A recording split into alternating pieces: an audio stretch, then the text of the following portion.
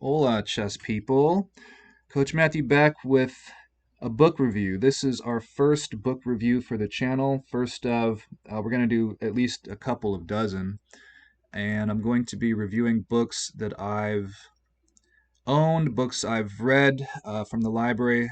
I don't necessarily own all of these books anymore. Some I've given away to students at tournaments or in group class or individually, whatever.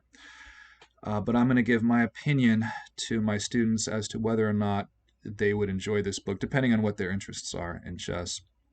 And keep in mind, my primary intended audience is the U2100, U2200 crowd, and those are who my recommendations are for my students in that group. If you don't know who I am, this may not be for you. So the photo on the left there is an actual photo of the reprinted edition I have from 1998. It was first printed in 1990. We're talking about Blunders and Brilliancies by Ian Mullen and Mo Moss. Printed in Great Britain by BPC Wheaton's Limited, Exeter. I used to work in publishing, so I like all of the details before you get to the table of contents. I always think that's pretty interesting. I'll get to the TOC after I read the back of the book here, which has a description of what's inside. Very concise description, and true. Pergamon Chess Series, it's part of that. While the brilliancy is a topic which has been well covered in chess literature, its counterpart, the blunder, has been ignored all too often. In this original and entertaining look at the ever-popular subject of the chess combination, the authors, an Atlantic alliance of Canadian and Scot, seek to redress the balance. With a lively collection of episodes from a century of chess around the world, they document the great opportunities both seized and overlooked, and give special consideration to the unwarranted resignation, a phenomenon with a ghoulish fascination for all players. Through hundreds of graded exercises, both beginner and master are offered a wealth of instruction and the opportunity to assess their own aptitude for brilliancy and blunder. So my comments on this summary in the back, absolutely. My students are not allowed to resign. No, you're just not allowed to. The old rule used to be if you've beaten me, you can then resign. You can then resign. Wrong. Just hang in there. If you lose, that's okay, but don't beat yourself. Don't resign. None of my students are allowed to resign. You could overlook something. You could miss something.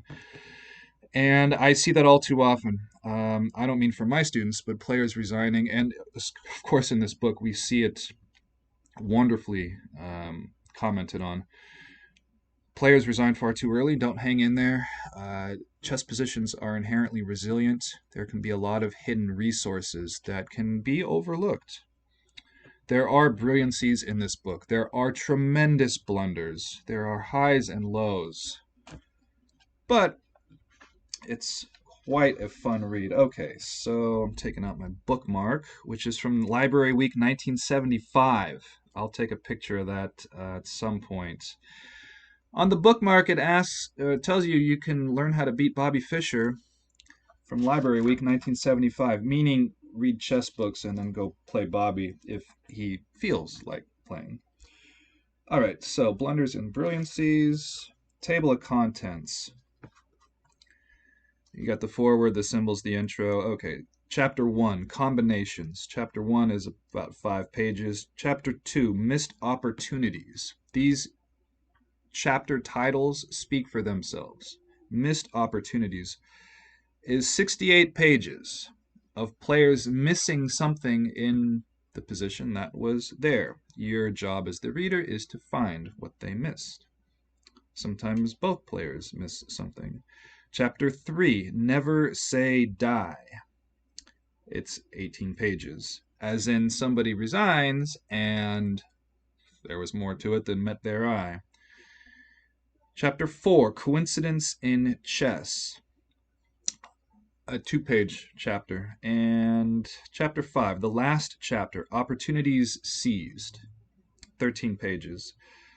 They've got solutions. There's about 300, a little more than 300 positions given in the book. There's tests in the back where you can grade yourself, and they'll give you a rating for your answers. And here we go. Let's go to the first. We're on page VI. We're going to go to page 6 here. Not in page actual 6, but the Roman numeral 6. This is the first position given. No names are given. There's a quote by Gustav Schenk. I have no idea who that is. There must have been a time when humans, I'm paraphrasing, were demigods, or they could not have invented chess. Interesting. Okay, so this is the position given. The first position given in the book. No players' names are given. It is white to play. White to play. If you're watching it, well, wherever you're watching, this is not on a live stream, so go ahead and pause it. And white to play, what do you think? This is a fun one. I do recall something like this. Well, some of these maneuvers in some of the games from yesterday. So, okay, here we go. White to play and win. Forcing moves, forcing moves. Attack squares in the opponent's half of the board so you can use them. The player with white is doing just that. If you want a hint as to where this is from, Trun. Here we go. Check. Pawn has to take. Check is a forcing move by definition. So is this capture. Here is the nice finesse. And perhaps a blind spot for many players, just categorically. A lot of players are looking to go forward, forward, forward, forward. Well, guess what? This is going forward. Knight h4. Guess where it's going next? Where's the knight going next? g6. The best given is, there's nothing for black really to do. This is all forced. The queen has to move, otherwise she's a gunner. Check. And checkmate is the strongest attack in chess. Double check is the second strongest. Bam. Double check discovered. What's for breakfast? Some jam? Maybe you're going to smother your toast with some butter if you eat that stuff. Here we have not quite a smothered mate. The bishop is restricting, but this is kind of nifty. Knight and bishop coordinating well at the end for checkmate. Okay, that's the first problem given. We've got a forward by Yanofsky. Symbols, this is an algebraic notation. And the introduction is a couple of pages, and they talk about where the material came from. They wrote magazine articles for a variety of rags, and they were well received. The primary audience was the club player, which is my primary audience on this channel. So they're pointing out the importance of the brilliancy of tactics and also of blunders, how blunders go hand in hand with brilliancy. If there are no mistakes made, you're certainly not going to have a brilliancy. So they, discuss that. They quote Lasker.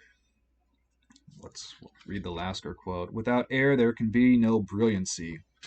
I think Lasker knows what he's talking about when it comes to chess. Emmanuel, that is. So, okay, let's move on to Chapter 1, Combinations. Let's go to the next problem. And let me get rid of this. And here is the second problem in the book. This is the first problem in Chapter 1. The problem title is Brilliancy or Blunder. Players, we've got Rousseau against Saint-Amand, Montreal, 1983. Black to play here. Plays bishop f3, threatening queen g2, checkmate.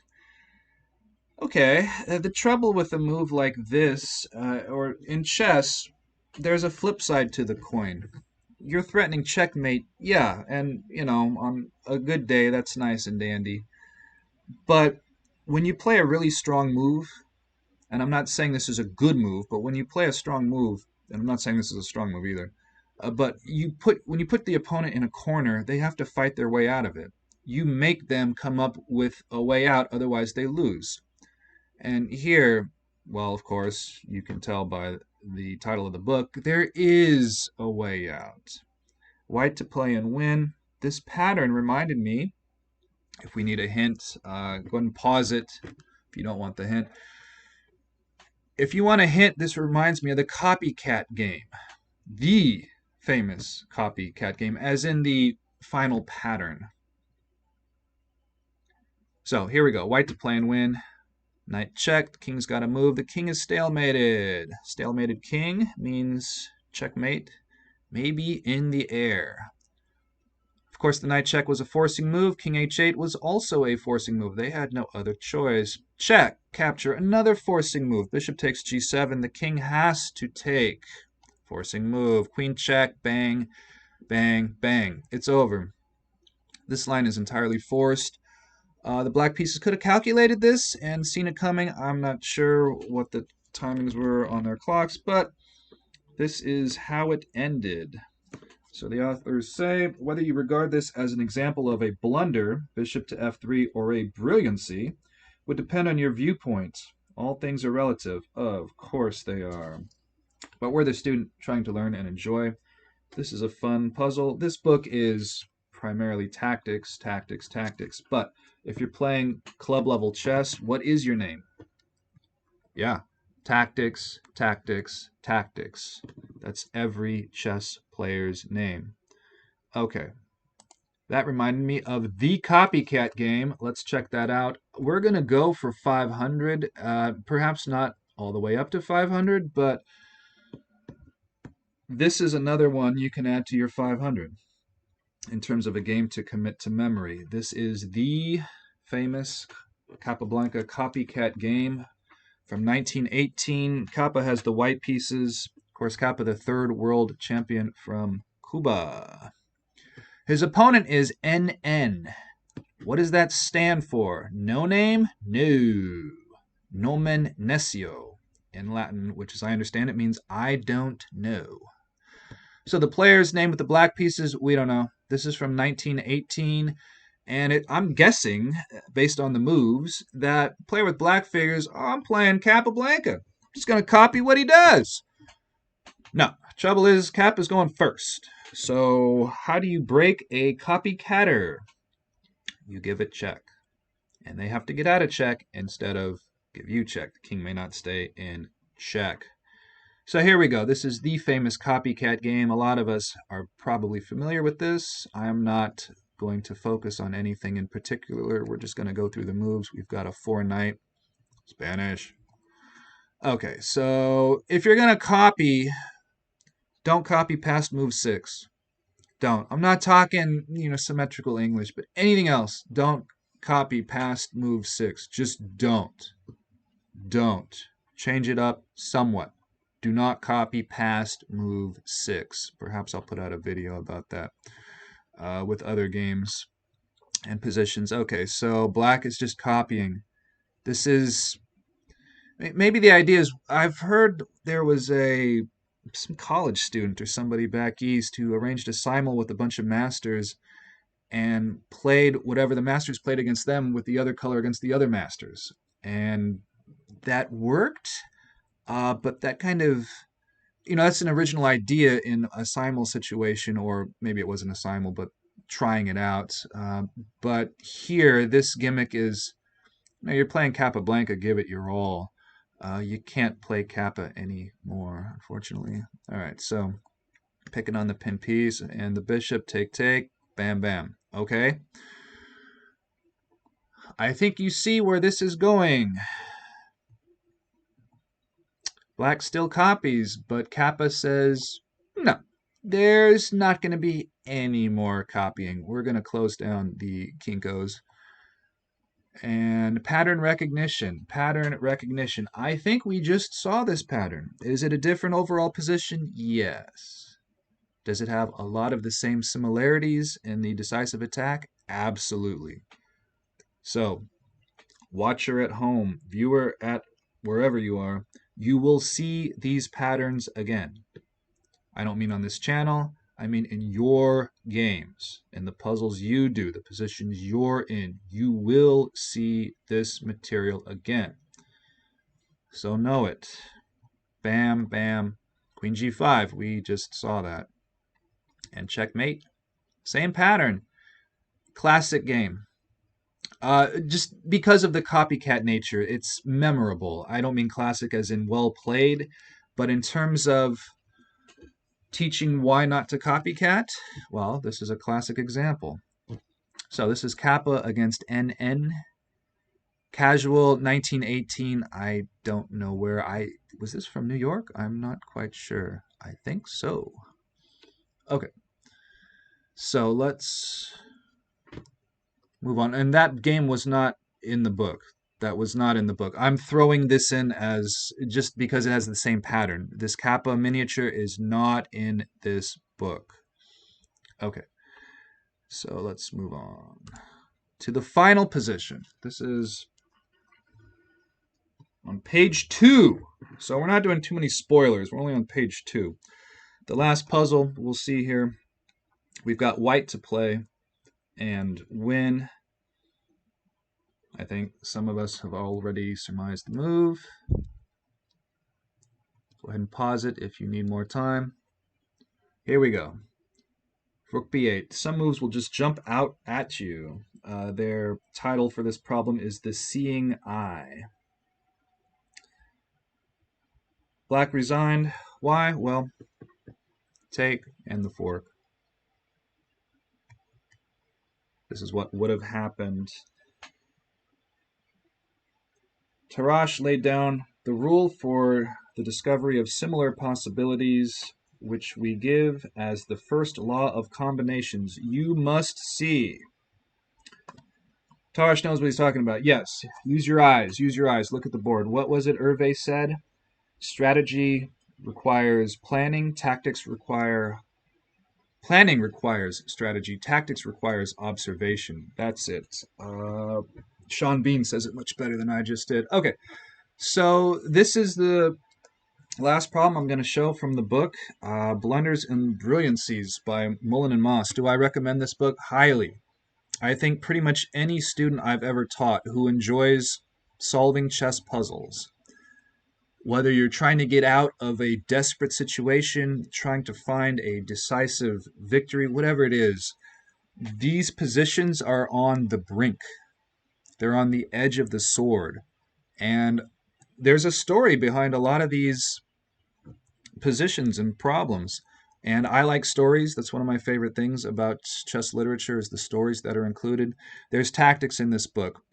There's stories in this book, players from all over, games from all over. It's a very fun read.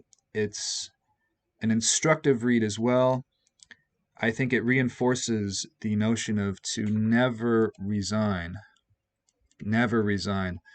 I couldn't recommend this book more. In terms of the price, I don't know what it's going to be going for, but if you can find this at a library, if you can get it from ILL, meaning interlibrary loan, where if you lose that book, they're going to fine you a lot more than $100. So nobody's going to steal it. So if you can get access to this book, it's a lot of fun. I really think the club player, my students would greatly enjoy this book. Is it necessary? No. It's all tactics and it's all fun and it's a lot of sad stories, but yeah, that's how chess goes. So, Blunders and Brilliancies by Mullen and Moss. Do I recommend it? Highly. I don't have a rating scale or a 2 thumbs up, but if I did, I'd give it 10 out of 10 and the 2 thumbs up. Thank you for watching.